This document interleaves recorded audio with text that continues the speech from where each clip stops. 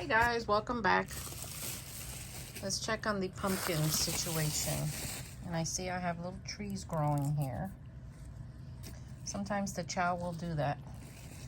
And when it does, you just pull them up like this and throw them back down. And eventually they'll just decompose also, and the worms will eat them. I see a lot of worms here on the surface around the pumpkin. Look at that.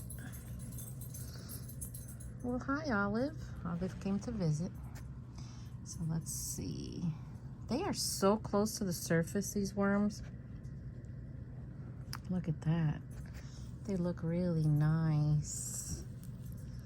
Look at them.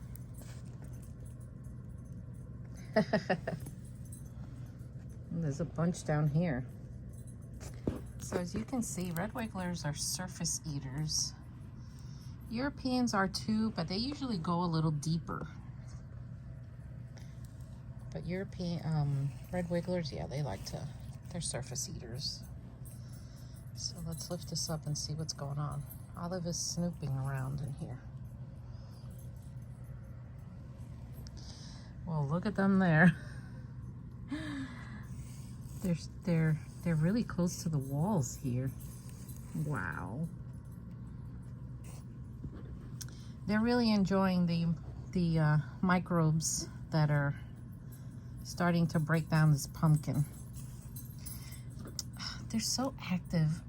If you've never touched worms like this, the feeling in your hand is unbelievable. And let me tell you something, a little up close secret here. What they feel like has something to do with my Halloween video. So every year, for those of you that are new here, I do some crazy Halloween video. Every year it gets more ridiculous. But I enjoy doing it. And, you know, I see a lot of people doing them too, and I enjoy watching them. So don't be judging me, please. Look how happy they are. When you have worms that are like everywhere like this, they're happy. Look at them there. There's a little cocoon right there. So I'm gonna put Mr. Pumpkin back gently. I don't see any holes on the side of the pumpkin yet, but something's happening there because the worms are there. Trust me, if there wasn't something happening there, they wouldn't be there. So I think the microbes are starting. Let's see over here. Oh, they're in here too. See, even though the pumpkin's there, we still got them over here. They're everywhere. All right, let's cover you up, put you back to sleep. Night, night, Mr. Pumpkin. And let's go check the other one.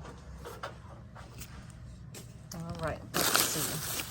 I got newspaper here.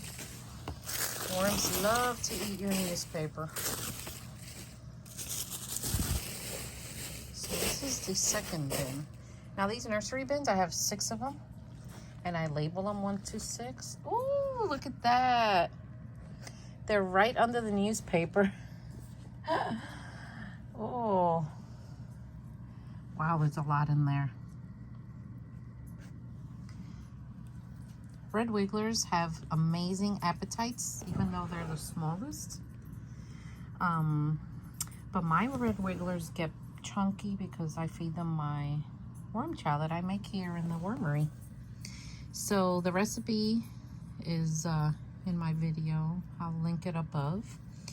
And if you don't feel like making it, you can just go to my website and you can buy it there and I'll send it to you. You know what I'm noticing? This bedding is like so fluffy. Uh-oh, do I see action there? Yes, I do. I'm always catching them. Look at them there. So when you put something like this in here, or even worm chow down the middle in a strip, it brings them from here that way and from here this way. So they meet in the middle. and then they find each other. And you know what's next. So it's a good way to bring them together. This nursery bin is gonna be, I can already tell, it's gonna be loaded with cocoons. I can tell. I can tell just by looking at what's going on here. Now, I've been worm farming many years, guys. It's not always perfect for me. Believe me, I have made many mistakes. But I try to show you and tell you what I do so that you don't go doing the same thing I did if I made a mistake. So a lot of people like that about my videos because I'm very honest. To me, that's the only way to fly. So this bin too, they're all on the surface right underneath here. Red wigglers feed in the top 4 to 6 inches. So when you, oh look, there's another pair. When you breed worms for breeding, they don't need a lot of room. 3 to 4 inches at the most. They don't need any more than that. And that's for breeding purposes. A lot of people want to get started. Is that another pair? Yeah. Oh, I separated them. A lot of people want to get started, and it's okay. Just remember, worm farming business is hard work. You're gonna work a lot, and you're gonna get really dirty. And so is your surroundings. As much as you clean, and you have seen me clean, sometimes you can't avoid it. You just can't. The good thing about it is, though, that worm castings, which is the worm poop, it has no odor. It smells like earthy. So, I don't know, it might be the only manure in the world that doesn't smell bad. If this had an odor, like in a bad way, I could never ever do this inside my house because, you know, this is a temperature controlled room, insulated with air vents and everything. The smell would travel, and I wouldn't have that in my house. I'd do it outside or in the garage or something. But since it doesn't have a bad smell, I could do it. So they're doing well, these guys. Let's check on one of my tubs here. So someone asked me how many worms do I put in a breeding tub. I put, if they're red wigglers, about 250. I try not to disturb them in the grow out bins. Like, they're in here getting big and fat because they just don't like to be disturbed too much. And look, I have babies have hatched, and look at them all. They're eating the chow. See the babies? And how do I know that the eggs start hatching and I see babies? Because look at the newspaper.